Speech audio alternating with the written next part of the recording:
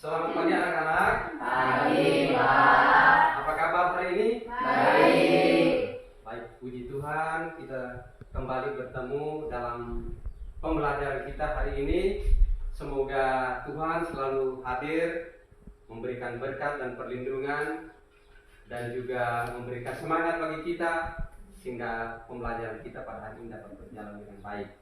Untuk itu, sebelum kita memulai pembelajaran kita pada hari ini, mari kita memohon pertolongan dari Tuhan, memohon bantuan dari Tuhan agar menyertai kita, mengikuti kita dalam proses pembelajaran kita.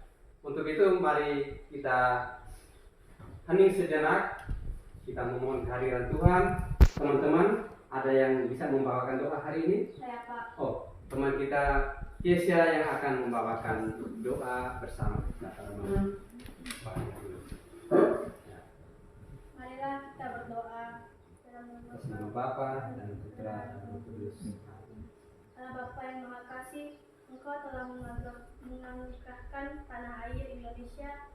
Kami bersyukur karena kami boleh menjadi bagian dari bangsa Indonesia, bangsa yang besar. Ya Bapa, terangilah budi kami agar semakin menyadari hak dan kewajiban sebagai anggota masyarakat, juga semakin dapat menghargai hak dan kewajiban orang lain, sehingga dalam hidup bersama semakin tercipta keseimbangan dan pelaksanaan hak dan kewajiban.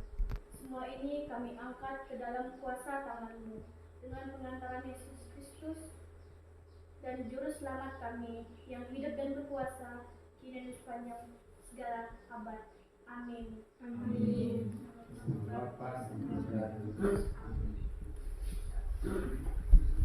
Terima kasih Kesia yang telah membawa kita dalam doa pada pagi hari ini. Mari kita memasuki pembelajaran selanjutnya. Anak-anak sudah siap? Sudah. Buku-bukunya sudah siap? Sudah. Pulpennya? Sudah. Oke. Hari ini kita memulai pembelajaran. Adakah di antara kita yang tidak hadir pada hari ini? Ada. Yang tidak hadir siapa hari ini? Lili Maria. Lili, kemana dia? Sakit, Kak. Sakit. Kita mendoakan dia supaya dia lekas sembuh dan kembali mengikuti pelajaran seperti kita. Sebelum kita lanjut pembelajaran kita, Bapak ingin tanyakan pembelajaran yang kita laksanakan pada minggu yang lalu. Masih ingat anak-anak? Masih. Nah, kira-kira pembelajaran kita minggu yang lalu apa temanya? Tema pokoknya apa yang kita pelajari minggu lalu? Hak dan kewajiban sebagai anggota gereja. Oh ya, hak dan kewajiban sebagai anggota gereja. Apa saja yang termasuk di dalamnya yang menjadi hak kita sebagai orang Katolik, dan apa kewajiban kita sebagai orang Katolik? Hak anggota gereja mendapat sakramen. Bagus. Hebat. Nah, Hak berkumpul dalam organisasi Katolik, Misdinar, OMK, PKRI, dan lain-lain. baik. Itu tugas dan kewajiban kita yang kita laksanakan setiap hari sebagai pengikut Yesus. Nah, anak-anak masih ingat ya? Anak-anak masih ingat buat tentang apa yang kita pelajari minggu lalu. Nah, pada hari ini berkaitan dengan hak dan kewajiban sebagai anggota gereja, Bapak Guru juga mengantar kita bahwa selain kita menjadi anggota gereja, kita juga adalah warga masyarakat. Kita juga adalah warga negara. Maka hari ini Bapak ingin bersama-sama kalian kita memperdalam hak dan kewajiban sebagai anggota masyarakat. Nah, apa sih nanti hak dan kewajiban kita sebagai anggota masyarakat? Itu nanti kita akan perdalam pada pembelajaran kita selanjutnya. Oke. Baik. Anak-anak, pada hari ini kita membahas tentang hak dan kewajiban sebagai anggota masyarakat. Adapun tujuan-tujuan yang akan kita capai dalam proses pembelajaran ini, yang pertama yaitu anak-anak setelah akhir pembelajaran dapat menjelaskan hak dan kewajiban sebagai masyarakat. Itu yang pertama. Lalu yang kedua, pada akhir pembelajaran anak dapat menjelaskan berbagai hak sebagai orang beriman di dalam masyarakat. Lalu yang ketiga yaitu menjelaskan makna pesan Yesus tentang kewajiban orang beriman berdasarkan Injil Matius bab 22 ayat 15 sampai 22.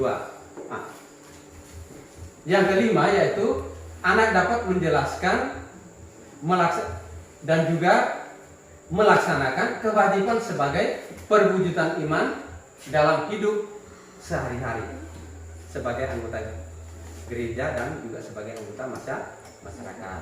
Nah, lalu yang keenam, memilih sikap yang benar dan bijaksana sebagai orang beriman di dalam menuntut hak dan kewajiban sebagai masyarakat. Ini tujuan yang akan kita capai dalam proses pembelajaran. Baik anak-anak, nanti di dalam proses pembelajaran nanti bahwa ada langkah-langkah yang akan kita laksanakan dalam diskusi. Yang pertama, ya, Bapak akan memberikan gambar yang sudah dilihat dalam buku. Ada juga gambar-gambar yang akan Bapak perlihatkan untuk anak-anak. Jadi dari gambar-gambar itu Anda mendiskusikan dan membuat pertanyaan dan sharingkan di dalam kelompok. Setelah itu kita simpulkan bersama. Setelah menyimpulkan kita masuk pada kitab suci. Oke, anak-anak sekarang boleh mengamati gambar yang telah disediakan oleh Bapak Guru untuk kita amati. Silakan.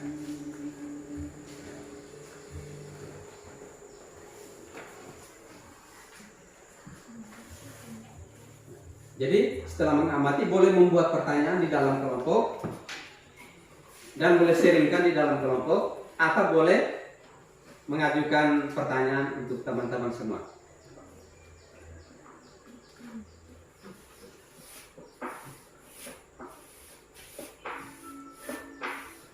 Baik. Setelah kita mengamati tadi, apa saja yang Anda lihat di dalam gambar tadi? Ayo.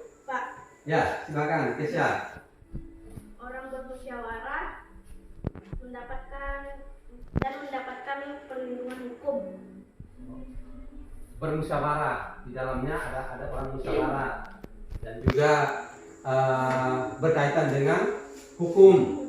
Apalagi kelompok 2 ada ya di Orang belajar sama gotong royong, Pak. Ada yang belajar, ada yang sedang bekerja, gotong royong. Bagus. Ada lagi? Pak, wajib mematuhi aturan dan ajaran gereja dan dengan sungguh-sungguh. Ya, oke. Jadi masih ada lagi yang melihat dari gambar tersebut? Ya, silakan Maria. Mengupayakan ketertiban, keuangan, kejujuran, dan kebenaran. Oh ya, itu di gambar yang pertama ya. Ada gambar yang berkaitan dengan keuangan. Ya, jadi di situ ya mengutamakan supaya sebagai masyarakat kita juga menjaga kejujuran, kebenaran. Ada lagi kelompok 1?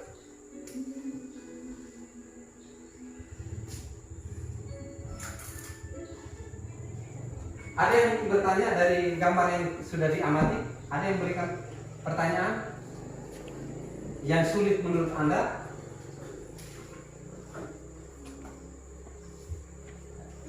Baik anak-anak, ya. Dari gambar itu mengungkapkan bahwa di dalam gambar itu ada kaitan dengan hak dan kewajiban yang minggu lalu kita sudah bicarakan.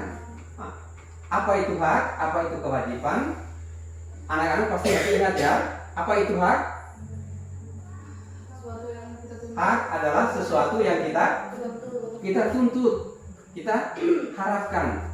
Kewajiban adalah sesuatu yang kita lakukan dan tidak boleh kita boleh laksanakan, tidak boleh kita lupakan, tidak boleh kita lalai. Itu namanya kewajiban. Nah, selain dari kewajiban itu, kewajiban kita minggu lalu yaitu berbicara tentang kewajiban sebagai anggota gereja, terutama Katolik. Nah, sekarang kita lihat bahwa Katolik juga, orang yang beragama Katolik, kita yang orang beragama Katolik, kita juga berada dalam suatu wilayah yang tersebut dengan negara yang di dalamnya ada manusia-manusianya yang kita sebut dengan masyarakat. Nah, di dalam masyarakat kita juga memiliki hak dan kewajiban. Apa saja kewajiban kita sebagai anggota masyarakat? Ya, sebagai anggota masyarakat kita punya kewajiban banyak sekali. Ya, apa saja yang kira-kira anak-anak bisa tahu berkaitan dengan hak dan kewajiban Anda di masyarakat? Ya. Ikut serta secara aktif dalam pembangunan. Ikut secara aktif dalam pembangunan. Gotong royong yang tadi Anda lihat kan ada gotong royong. Ya, gotong royong. Ketika ada kegiatan di masyarakat, gotong royong kita ikut terlibat. Apalagi? Menaati hukum yang berlaku. Mentaati hukum yang berlaku itu adalah sebagai kewajiban. Ya. Tetapi itu juga termasuk adalah hak. Apalagi? Ikut serta menjaga keamanan lingkungan. Ikut serta menjaga keamanan lingkungan. Jadi di masyarakat kita juga punya hak untuk menjaga lingkungan, ketenangan, kebersihan, ya, kesehatan dan sebagainya. Itu kita perlu menjaga, ya, sehingga lingkungan kita, masyarakat kita dari lingkungan yang nyaman. Nah, selain daripada itu, pada hari ini kita sebagai anak-anak sekolah, kira-kira apa hak dan kewajiban kita? Kewajiban kita adalah belajar. Apa hak kita? Hak mendapat pelajaran. Apalagi, Kesha? Hak untuk mengembangkan diri atau memperoleh pendidikan. Hak untuk mengembangkan diri dan mendapat pendidikan. Itulah hak-hak. Dari hak-hak kita sebagai anggota masyarakat ini, ya, sebagai warga negara sudah tertuang juga di dalam undang-undang yang mengatur tentang hak dan kewajiban.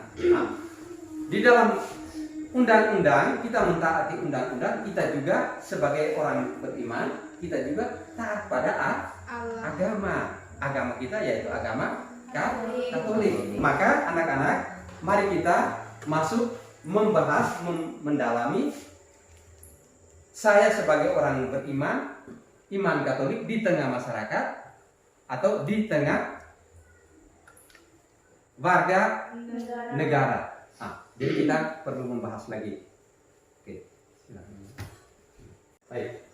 Setelah kita memperdalam hasil gambar yang kita lihat dengan pengalaman yang kita alami di masyarakat berkaitan dengan hak dan kewajiban kita sebagai orang beriman di tengah masyarakat, Bapak mengantar kita untuk memperdalam lagi bahwa kita sebagai masyarakat, kita juga adalah orang beriman. Maka mari kita memperdalam, kita membaca Gaudium et Spes nomor 1 dan juga kita membaca kitab suci Injil Matius bab 22 ayat 15 sampai 22. Nanti anak-anak membaca isi Gaudium et Spes nomor 1 dan juga kitab suci. Anak-anak boleh mendiskusikan di dalam kelompok. Setelah mendiskusikan, anak-anak boleh mempresentasikan kepada teman-teman, dan teman-teman yang lain setelah mendengar dan belum memahami boleh bertanya kepada kelompok yang mempresentasikan hasilnya. Paham ya? Oke. Adapun pertanyaan yang akan kita diskusi, tulis ya. Ya, silakan tulis pertanyaan yang nanti kita akan diskusi. Ya. Sudah siap? Oke. Pertanyaan yang pertama, rumuskan kewajiban orang beriman berdasarkan Gaudium et Spes nomor 1.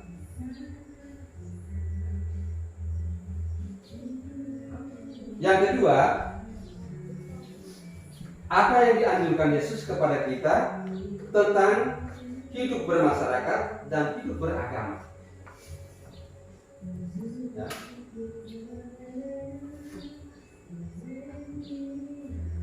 Yang ketiga, bagaimana kamu memahami sabda Yesus dalam hidup kita sehari-hari sebagai orang beriman di tengah masyarakat. Itu yang ketiga. Lalu yang keempat, ada kalimat yang mengatakan jadilah 100% negara, warga negara. Ya. Jadilah 100% warga negara dan juga 100% warga gereja.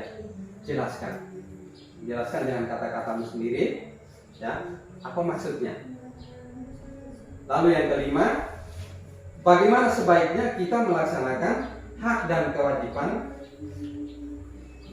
di tengah masyarakat dan juga sebagai orang beriman. Itu diskusi kita pada pagi hari ini. Silakan anak-anak diskusi. Bapak beri kesempatan untuk kita diskusi.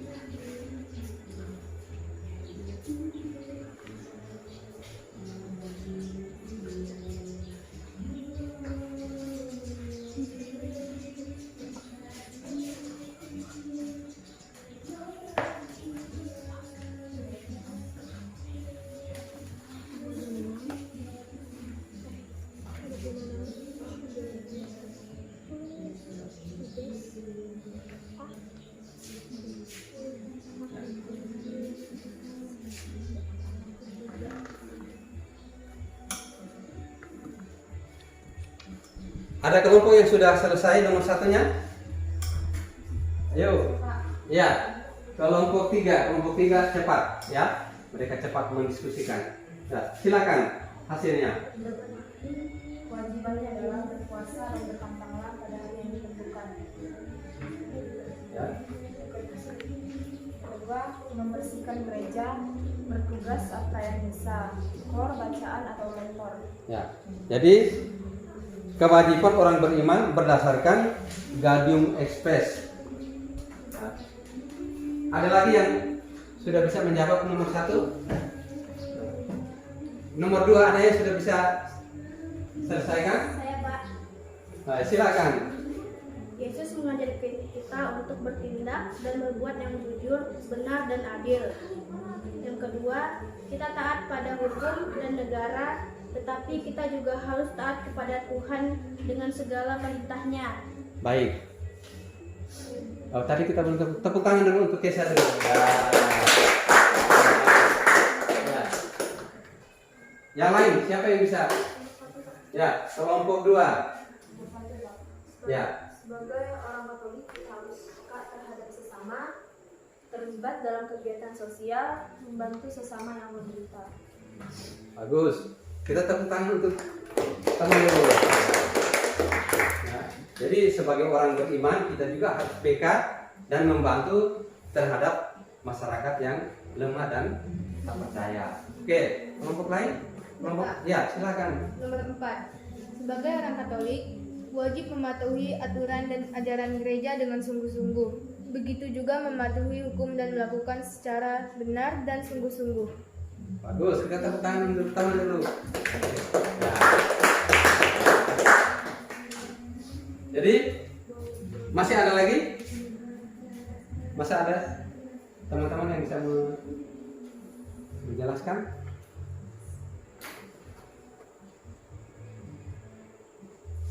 Oke, baik. Jadi anak-anak sekalian, berkaitan dengan Gaudium et Spes nomor 1, ya. Gaudium et Spes nomor 1 itu berkaitan dengan kecemasan dan ya harapan dan kecemasan. Maka sebagai warga negara dan juga sebagai anggota gereja, kita juga prihatin terhadap warga masyarakat kita yang lemah, warga masyarakat kita yang tidak berdaya. Yang tidak berdaya itu mungkin karena dia sudah tua atau dia sakit. Itu kita perlu memperhatikan mereka. Lalu yang diajarkan Yesus tentang hidup bermasyarakat, bahwa di dalam kitab suci mau mengajarkan kepada kita bahwa Yesus itu taat kepada negara, taat pada pemerintah, tetapi Yesus mau mengajarkan kepada kita bahwa kita taat kepada pemerintah, kepada aturan, selagi aturan atau pemerintah itu melakukan yang benar. Yesus juga menentang peraturan-peraturan atau hak-hak yang tidak benar. Maka sebagai orang beriman juga, kita juga harus sebagai warga negara, sebagai masyarakat, kita juga mematuhi hukum yang bisa memberikan perlindungan, ketenangan, kedamaian, dan hak masa depan bagi masyarakat. Itu dalam kaitan dengan ajaran yang dilakukan oleh Yesus kepada kita. Lalu bagaimana kamu memahami sabda Yesus? Yesus mengajarkan kepada kita bahwa sebagai orang beriman, sebagai anggota gereja, sebaiknya kita melakukan kewajiban kita terlebih dahulu sebelum kita menuntut hak kita. Apa yang kita lakukan, apa yang kita kerjakan, Tuhan yang di atas itu tentu dia tidak akan tutup mata. Dia pasti akan memberikan rahmat dan berkatnya bagi kita kalau kita melakukan sesuatu yang terbaik untuk orang lain. Tetapi kita juga harus, selain kita melakukan untuk orang lain, lebih-lebih kita melakukannya juga untuk Tuhan. Lalu bagaimana kita sebagai warga negara yang 100%, kita juga menjadi orang Katolik yang 100%. Itu berarti bahwa menjadi warga negara 100%, kita mentaati, melaksanakan aturan dan hukum warga negara yang baik, mematuhi aturannya. Tetapi jangan lupa bahwa kita juga harus taat dan mematuhi aturan dan hukum dari Tuhan sendiri. Jadi 100% Katolik, kita juga harus 100% adalah warga negara Republik Indonesia. Lalu kewajiban kita sebagai warga negara, sebagai masyarakat, apa yang harus kita lakukan? Sebagai masyarakat, di tengah masyarakat kita menuntut hak, tetapi kita juga punya kewajiban.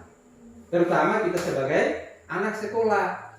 Sebagai anak sekolah kita punya kewajiban adalah belajar. Hak kita adalah menuntut ilmu. Menuntut ilmu. Hak dan kewajiban lagi kita juga mendapat nilai. Itu. Maka kita dituntut supaya kita belajar yang kuat, belajar yang serius, sehingga kita bisa mendapat nilai yang bagus.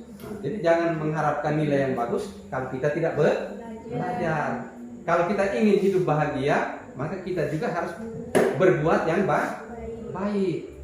Itulah yang diajarkan oleh Yesus kepada kita sebagai orang beriman di tengah masyarakat.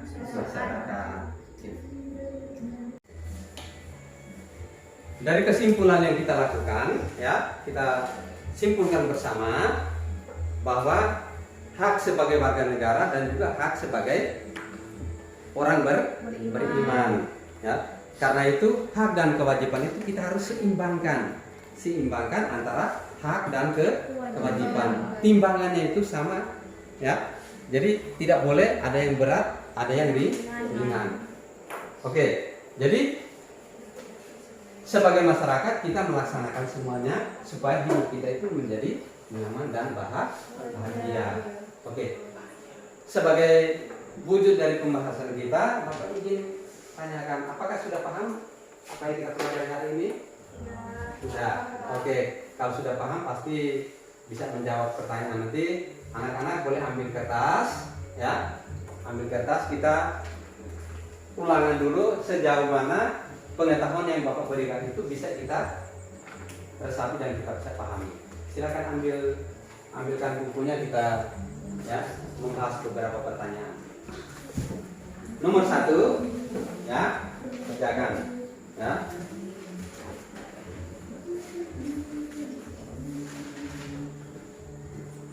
Nomor 1, jelaskan berbagai hak di dalam masyarakat. Jelaskan berbagai hak di dalam masyarakat. Yang kedua, jelaskan berbagai kewajiban orang beriman dalam masyarakat. Jelaskan berbagai kegiatan orang beriman di dalam masyarakat. Yang ketiga, jelaskan makna pesan kitab suci tentang kewajiban orang beriman menurut Injil Matius bab 22 ayat 15 sampai 20.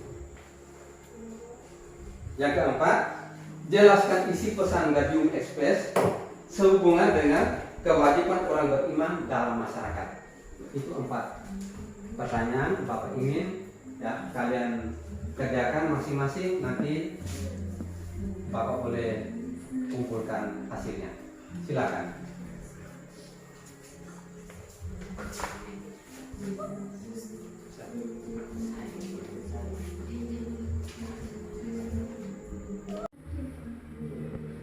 Setelah kita kerjakan, anak-anak ada yang sudah selesai? Saya Pak. Ya, silakan kumpul. Ya, ya anak-anak yang sudah selesai boleh kumpulkan. Pak. Ya. Terima kasih. Ya.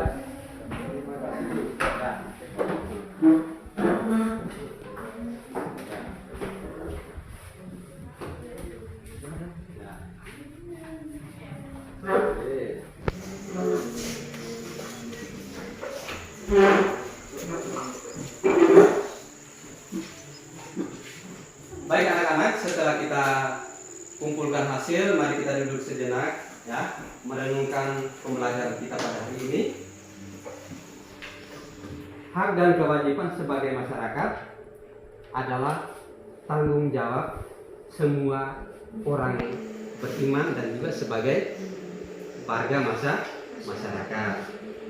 Terkadang kita menghujat orang lain yang dalam pelaksanaan hak dan kewajiban, tapi kita kurang menyadari bahwa terkadang hak dan kewajiban itu kita tidak laksanakan dalam kehidupan. Maka mari kita hening sejenak, merefleksikan seberapa jauh saya itu sudah melakukan yang terbaik sebagai orang beriman di tengah masyarakat dan juga sebagai warga masyarakat yang baik di dalam negara. Apakah saya sebagai warga masyarakat dan juga orang beriman, juga sebagai anak sekolah, apakah saya sudah mematuhi aturan-aturan di sekolah? Mari kita hening sejenak.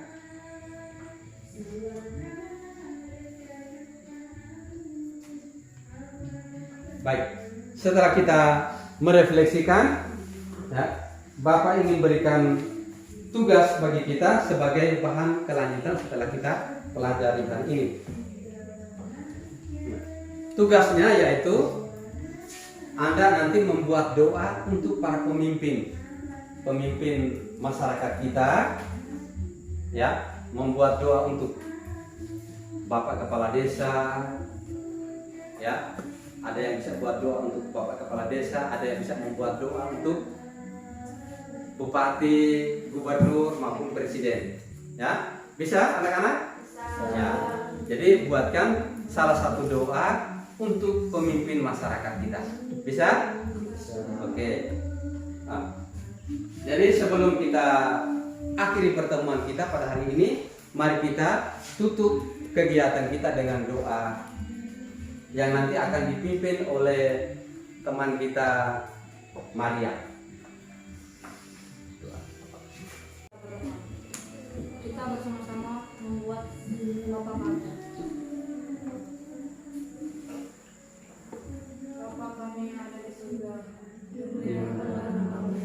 datanglah kerajaanmu, jadilah kehendak-Mu